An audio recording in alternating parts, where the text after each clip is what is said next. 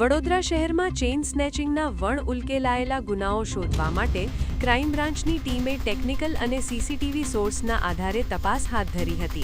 તપાસમાં જણાયું કે ઉત્તર પ્રદેશને કુખ્યાત બાવરિયા ગેંગના 4 સાગીરીતો કારમાં ઉત્તર પ્રદેશથી વડોદરા આવતા હતા અને શહેર બહાર કાર ઊભી રાખી વડોદરામાંથી પલ્સર મોટરસાયકલની ચોરી કરતા હતા. આ ચોરીના વાહન પર તેઓ મહિલાઓના ગળામાંથી સોનાની ચેઇન અને મંગળસૂત્ર તોડી વાહન બિનવારસ છોડી ફરી પોતાની કારમાં ઉત્તર પ્રદેશ ભાગી જતા હતા.